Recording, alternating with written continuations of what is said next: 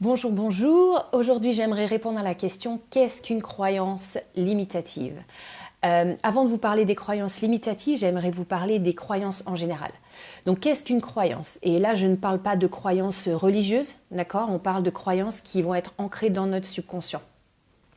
Donc, en fait, une croyance, c'est un principe qui a été accepté par nous-mêmes comme vrai ou réel. Donc, c'est une opinion et une conviction que l'on a sur nous-mêmes. D'accord? C'est une pensée ou une idée qu'on ne questionne plus, qui a non seulement le pouvoir de créer, si c'est une croyance positive, mais aussi de détruire, si c'est une croyance limitative ou on va dire négative. Donc en fait, ce qui se passe, c'est que chaque pensée que l'on a, chaque attente que l'on a ou chaque action que l'on entreprend est un résultat direct de nos croyances que l'on a dans notre subconscient.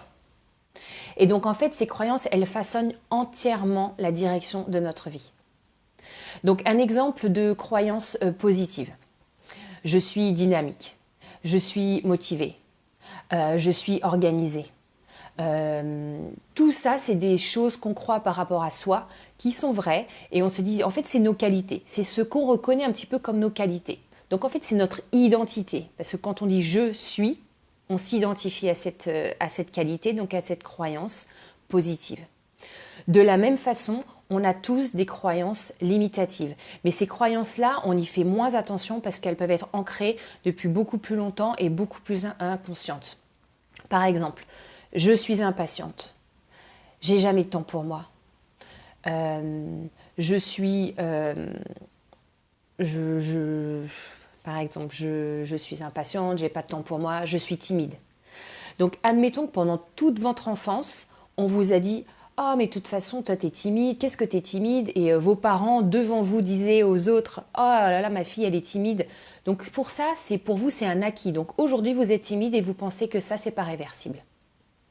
D'accord? Donc, ce qui est très important à comprendre, c'est que toutes ces croyances, qu'elles soient positives ou limitatives, mais surtout, on va se baser sur les limitatives, elles sont formées dans l'enfance.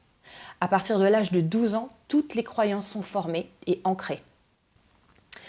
Donc d'où viennent les croyances? Les croyances sont principalement ancrées par l'éducation de nos parents, mais aussi de nos instituteurs, de nos professeurs, mais aussi de nos amis, de notre entourage pendant notre enfance.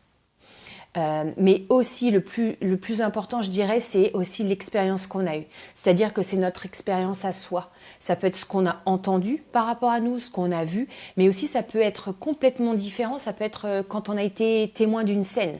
Par exemple, on a vu quelque chose, un adulte qui a parlé à un autre enfant ou un ami à nous qui lui a dit quelque chose et là on a ancré une croyance limitative.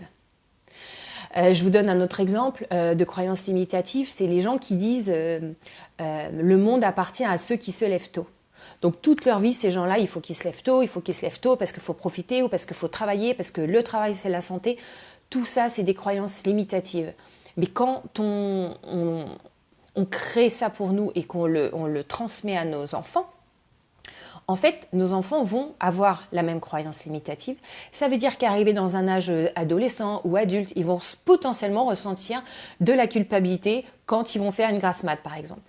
Et ça veut dire que le jour où ils ont besoin de repos, ils vont se dire « Ah là là, je me reposerai bien, mais je vais gâcher ma journée. » Donc ça, c'est une croyance limitative parce qu'on se donne une obligation. Mais qui dit, donc on peut questionner ça, qui dit que le monde appartient à ceux qui se lèvent tôt? Je vais vous laisser là-dessus. Si vous avez des questions, n'hésitez surtout pas à poser des questions, à commenter et je ne manquerai pas de répondre. À bientôt!